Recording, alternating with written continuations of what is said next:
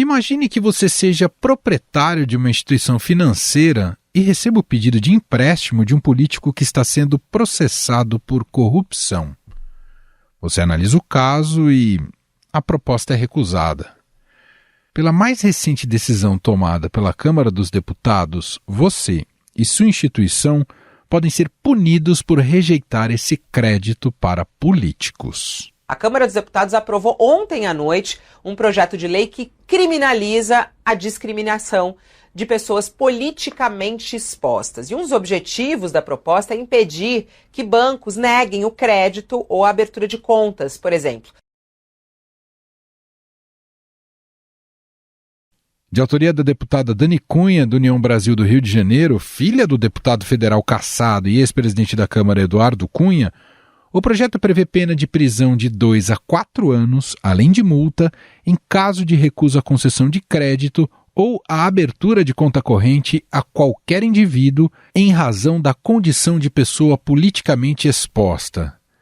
O texto considera pessoas politicamente expostas presidente da República, deputados federais e senadores. Mas não para por aí. Ainda constam dessa lista ministros de Estado, integrantes de tribunais superiores, presidentes e tesoureiros de partidos políticos, além de governadores, prefeitos, deputados estaduais e vereadores. O nosso objetivo aqui no PL 2720 é encerrar essa discriminação, que ao contrário do que muitos dizem, é só para a classe política. Nós estamos falando de extensão até 2º grau de todos os familiares, incluindo vínculos de pessoas jurídicas, incluindo cônjuges, enteados e enteadas. Mas calma que tem mais. A condição de pessoa politicamente exposta permanece válida por até 5 anos após a pessoa deixar a sua função pública. Os benefícios previstos no texto se estendem aos familiares, colaboradores e empresas das pessoas nessas condições. A proposta também prevê punição para crimes de discriminação contra a pessoa que esteja respondendo investigação preliminar ou que seja ré de processo judicial em curso, como é o caso do pai da autora da proposta, Dani Cunha. O juiz Sérgio Moro condenou hoje o ex-presidente da Câmara, Eduardo Cunha, a mais de 15 anos de prisão por corrupção, lavagem de dinheiro e evasão de divisas. Pai da autora da proposta, Eduardo Cunha, por exemplo, já teve todo o patrimônio bancário bloqueado pela Justiça como parte de investigações e condenações obtidas pela Operação Lava Jato. A medida é tão constrangedora que foi colocada em votação pelo presidente da Câmara, Arthur Lira, de última hora, bem naquele horário em que o brasileiro trabalhador já foi descansar.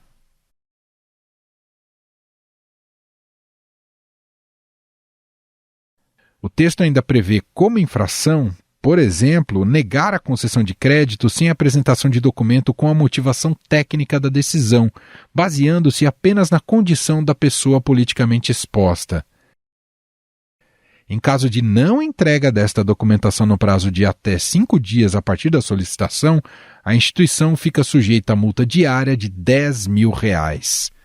Sem nenhuma menção a um caso concreto, defensores da proposta alegaram em discursos que até seus sobrinhos já tiveram contas negadas em bancos pelo simples fato de serem parentes de políticos, como disse o deputado Elmar Nascimento, do União Brasil. É inadmissível um sobrinho nosso, sem qualquer tipo de problema, injustiça, sem qualquer tipo de circunstância, ter a sua conta sustada simplesmente porque é filho, sobrinho, parente de um político. Orientaram contra o texto os partidos Novo e a Federação PSOL-Rede. O deputado Marcel Van Hatten fez duras críticas ao texto. Ou seja, a quanto você acha, cidadão brasileiro, que vai disparar a taxa de juros com concessão de crédito a quem já está condenado por estelionato em segunda instância? A Federação PT, PCdoB e PV liberou sua bancada. Com essa liberação, 43 parlamentares do Partido dos Trabalhadores se sentiram à vontade para votar a favor do projeto. Na outra ponta, 11 parlamentares da sigla disseram não à proposta. A presidente nacional do PT, Gleisi Hoffmann, não votou. O texto segue agora para o Senado, onde passará por uma segunda etapa de votação. O senador Rodrigo Pacheco, presidente da Casa, disse não conhecer o texto. Desculpa, eu não conheço esse texto. Eu não sabia sequer da existência desse projeto na Câmara. Mas, obviamente, aprovado na Câmara, ao chegar ao Senado, nós vamos conhecer o texto e identificar por quais comissões ele deve passar. Mas eu não conheço o texto, eu não posso opinar. Mais uma vez, governo e oposição mostraram que quando é para defender os próprios interesses, não existe polarização no Brasil. Afinal, a classe política, com seu corporativismo habitual, menospreza o restante da população? Essa votação também é fruto dos superpoderes de Arthur Lira no Congresso Nacional? Sobre estes temas, vamos conversar com o diretor executivo do Transparência Partidária, Marcelo Issa. Olá, Marcelo, seja muito bem-vindo, tudo bem? Tudo bem, Manuel, é um prazer estar aqui contigo e com os ouvintes do podcast. Marcelo, já é bem cristalizado na sociedade brasileira a ideia de que a classe política é uma casta privilegiada. O caso deste PL recém-aprovado na Câmara dos Deputados vai ampliar essa percepção e até nesse caso em específico, com ou sem razão, Marcelo? Olha, a forma como esse projeto surgiu e tramitou certamente pode contribuir para isso. É um projeto que foi apresentado recentemente, não havia sequer sido distribuído para as comissões ou despachado pela mesa diretora da Câmara e já foi pautado diretamente em plenário, tanto o mérito quanto a urgência para a votação de ambos os aspectos na mesma sessão. Então, realmente é um projeto polêmico que mereceria apreciação mais cuidadosa pela Câmara dos Deputados, especialmente porque pode sim ser interpretado como uma autoblindagem da classe política, né? Na medida em que o projeto trata de pessoas politicamente expostas, que são as chamadas PEPs, né? São indivíduos que passam por um monitoramento especial das suas movimentações financeiras e fiscais, com o objetivo de prevenir a corrupção e crimes como lavagem de dinheiro. Então, existe uma resolução do Conselho de Controle de Atividades Financeiras, o COAF, para determinar quem são essas pessoas politicamente expostas que merecem esse cuidado adicional das instituições financeiras em relação às transações que realizam.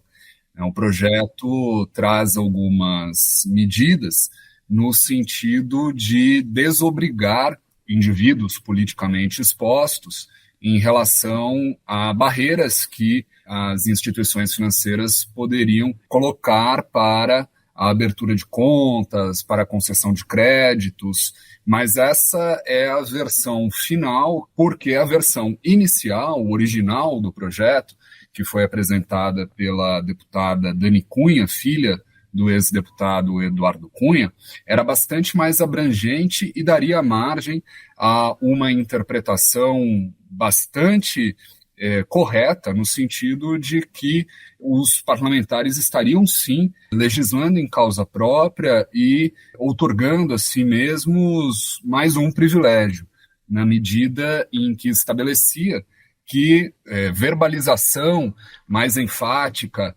de conteúdos potencialmente agressivos em relação aos políticos e também seus familiares e pessoas vinculadas a esses políticos poderiam ter como causa de aumento de pena, né, nos casos dos crimes contra a honra, crimes de calúnia, injúria, difamação, o fato de serem políticos ou pessoas vinculadas aos políticos. Então, a versão original do projeto era, sem sombra de dúvidas, muito mais criticável do que aquilo que acabou sendo aprovado na noite de ontem, e eu entendo que só não foi aprovada a versão que incluía essa causa de aumento de pena para os crimes contra a honra cometidos contra políticos, porque houve uma certa repercussão da questão durante todo o dia de ontem,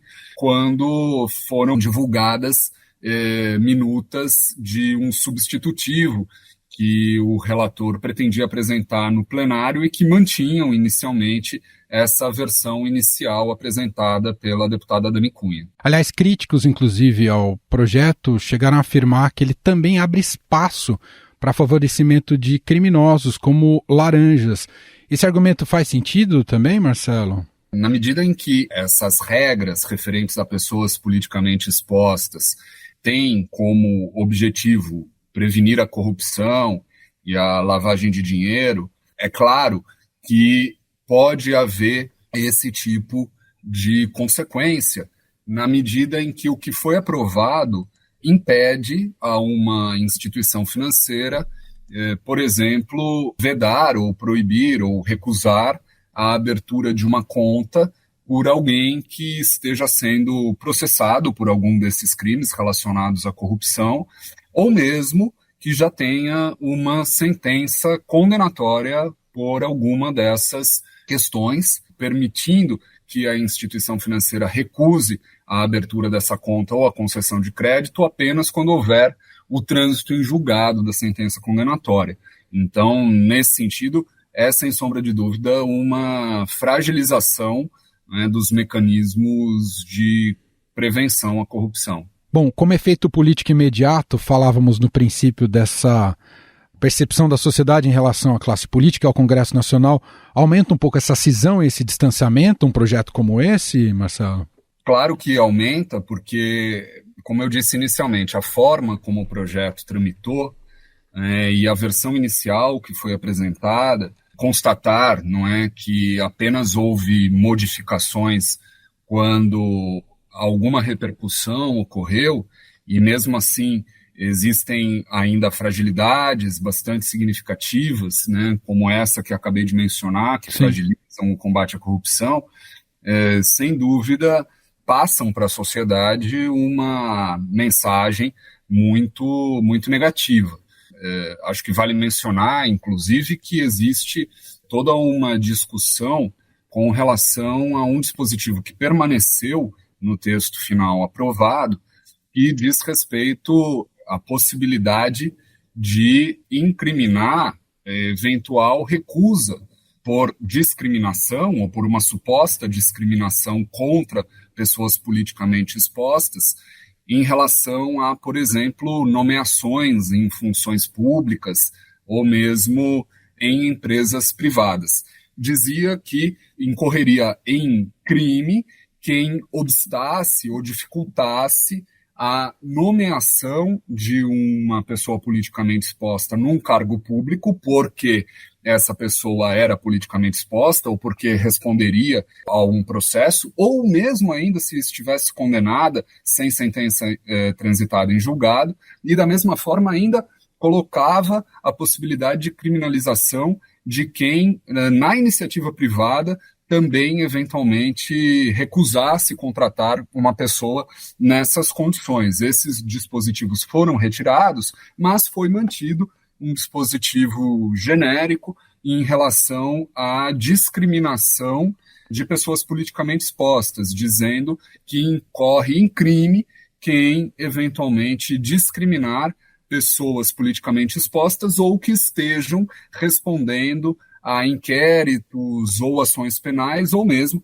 que tenham sentença condenatória que não tenha sido transitada em julgado pela razão de serem pessoas politicamente expostas ou nessas condições, o que também pode, na prática, eventualmente até incriminar quem se recuse a fazer alguma nomeação ou contratação sob a alegação de que tenha até prevaricado no limite porque não realizou essa contratação ou nomeação em cargo público. Portanto, existe uma discussão, uma dúvida bastante forte em relação a esses aspectos que permanecem no projeto e que precisariam ser extirpados, eu diria, no Senado Federal, para que não haja ainda maior enfraquecimento da integridade no setor público. Marcelo, no comportamento dos partidos na votação, a oposição mais clara se deu pelo PSOL e pelo Novo, né, que são ideologicamente de espectros bastante antagônicos. O PT liberou bancada, o projeto teve inclusive a anuência do presidente Lula. De algum modo, nessa dinâmica política que se estabelece ali no Congresso Nacional e na relação com o Executivo, de algum modo, esse PL é também um preço que está se pagando pela governabilidade?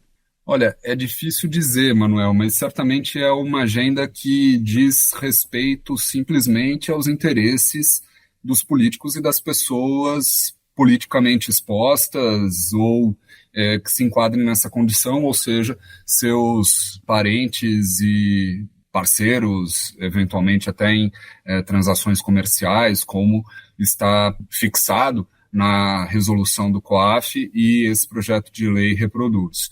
Não é uma matéria que tenha impacto, digamos, sobre as questões mais relevantes para o conjunto da sociedade brasileira e que foi apresentada e aprovada muito rapidamente. Então, eu diria que existe essa possibilidade de que seja um objeto aí de negociações para a montagem de base de apoio, mas acho que também é importante salientar que, do ponto de vista da juridicidade mesmo do projeto, da constitucionalidade, enfim, há questionamentos e aspectos que ainda não estão pacificados, eu diria. Então, assim, bastante possível que essa matéria, se aprovada da forma como está, venha a ser, inclusive, questionada no âmbito judicial, porque essas questões relativas a pessoas politicamente expostas guardam, inclusive, relação com todo um ordenamento internacional, tratados dos quais o Brasil é signatário. Existe todo um arcabouço, digamos assim, regulatório nesse nível e também no âmbito do próprio Poder Executivo, com a ENCLA, né, Estratégia Nacional de Combate à Lavagem de Dinheiro. Então, eu diria que a forma assodada como a matéria foi apresentada, modificada, inclusive, na sessão de ontem, bastante diferente daquilo que era o projeto original por conta, insisto, da repercussão que ocorreu, é bastante significativo de que o interesse prevalente aí não foi exatamente o interesse público. E isso também é simbólico como representação do poder que o Lira tem hoje e de ditar muito a agenda do país e muitas vezes o governo ficar refém dele, Marcelo? Eu diria que pode ser, sim, mais um sintoma dessa situação, na medida em que o governo tem uma série de outras matérias relevantes e que estão com certa dificuldade de avançar. O presidente Arthur Lira está num momento de uma certa fragilidade. O governo veio de algumas sessões, especialmente nesta última semana, bem-sucedidas, conseguiu fazer avançar uma série de matérias importantes no Congresso Nacional, conseguiu prevalência na CPI dos atos de 8 de janeiro. Então, isso pode, sim, denotar uma tentativa do presidente da Câmara dos Deputados de mostrar alguma força em relação ao Palácio do Planalto. Isso não pode ser descartado, não. Até captando um pouco mais dessa sua análise política, dessa relação, que tem sido um pouco a marca desse início do governo Lula III, né, tentar identificar como se equaliza esse equilíbrio entre legislativo e executivo. Na sua visão, esse choque tem se dado por a gente ter um governo, em tese, de centro-esquerda, com um Congresso muito mais conservador? Esse choque já era esperado? Como é que você tem observado essa dinâmica? Olha, Manuel, eu não vejo que seja esse o principal aspecto.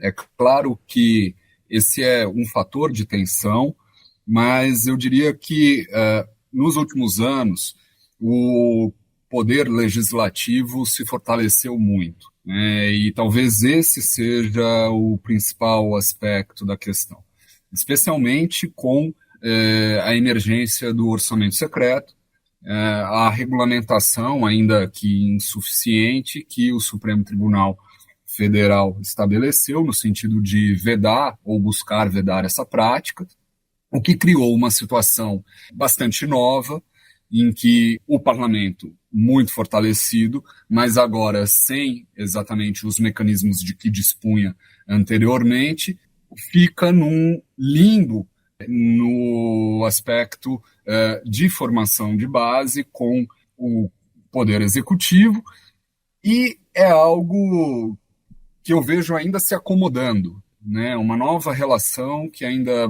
não encontrou, não é, um ponto de equilíbrio. Né? O governo tem buscado usar os mecanismos de que tradicionalmente dispunha, concessão de cargos, ministérios, etc., mas com um potencial de sucesso muito menor do que em outros tempos, em razão especialmente desse aspecto. A questão ideológica, claro, que tem um peso, mas não me parece ser tão forte em relação a esse segundo aspecto.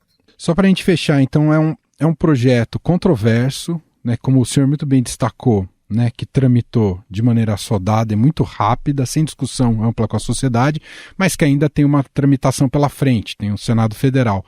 Diante até da repercussão negativa que se deu, né, e da possibilidade até de se judicializar o tema, porque também é frágil em seu teor, ainda é incerto se esse projeto ao final poderá ser emplacado, Marcelo, inclusive a depender da própria reação da sociedade? Olha, entendo que o Senado deve fazer algumas modificações, mas como é uma matéria de interesse bastante forte dos congressistas, também dos senadores, porque, de fato, ser uma pessoa politicamente exposta ou parente de pessoa politicamente exposta traz alguns inconvenientes na hora de abrir uma conta, na hora de obter um empréstimo, na hora de, enfim, viajar para o exterior, esse tipo de inconveniente, mas isso tudo faz parte das melhores práticas internacionais. É assim nas democracias mais consolidadas, é um preço que as pessoas se dispõem a pagar quando entram na vida pública. Né? O escrutínio sobre o seu comportamento é maior e deve ser maior. Afinal de contas, essas pessoas lidam com os recursos públicos, com os recursos dos impostos de todos nós, e precisam ter seu comportamento acompanhado de maneira mais detalhada. Né? Então, isso faz parte das boas práticas internacionais. É possível, respondendo então a sua pergunta, que haja algumas modificações no Senado, mas entendo que, especificamente em relação a essa disciplina das transações financeiras, dificilmente o Congresso abrirá mão de flexibilizar alguma coisa, lamentavelmente, porque o cuidado sobre essas movimentações deveria sempre prevalecer. Muito bem, nós ouvimos aqui o diretor executivo do Transparência Partidária, Marcelo Issa. Marcelo, muito obrigado pela entrevista mais uma vez. Um grande abraço e até uma próxima. Eu que agradeço, Manuel. Até uma próxima. Um abraço. Estadão Notícias. E este foi o Estadão Notícias de hoje, sexta-feira, 16 de junho de 2023. A apresentação foi minha, Emanuel Bonfim. Na produção, edição e roteiro, Gustavo Lopes, Jefferson Perleberg, Gabriela Forte e Ana França. A montagem é de Moacir Biasi. E o nosso e-mail, podcast@estadão.com. Um abraço para você e até mais.